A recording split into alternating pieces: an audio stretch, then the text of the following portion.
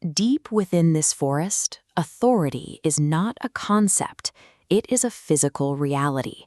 At the center of it all is the tiger, a predator so dominant that his presence alone dictates the movement of every other living thing. But maintaining that dominance requires an immense amount of fuel.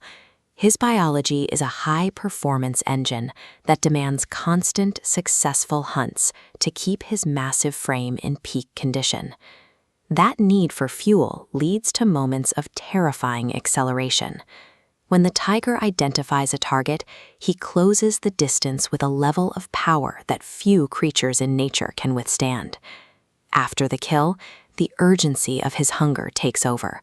He eats with a frantic, heavy intensity, focused entirely on consuming as much as possible before his energy wanes.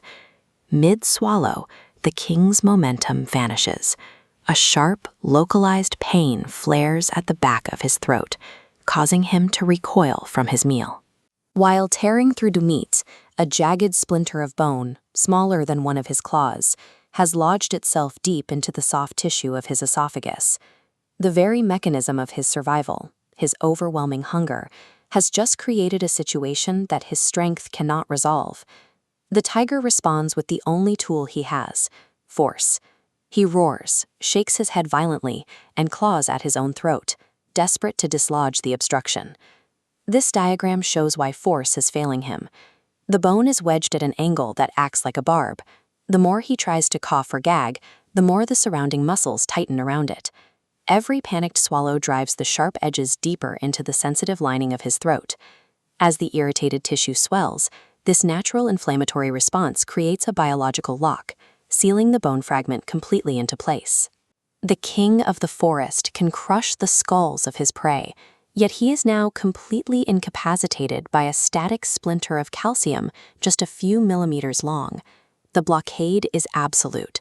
The swelling is so severe that he can no longer intake calories or swallow the water he needs to regulate his body temperature. Days pass. While the rest of the forest continues its noisy, active cycle of life, the tiger remains motionless, his world shrinking down to the pain in his neck. His body begins to consume itself. The massive muscles that once powered his hunts are now visibly atrophying as his energy reserves hit zero. Finally, the tiger stops fighting. He collapses onto the dirt, his breathing shallow, waiting for the end of a hunger he can no longer satisfy. From this height, the once feared ruler is nearly indistinguishable from the forest floor. He is a giant rendered still by the smallest of accidents.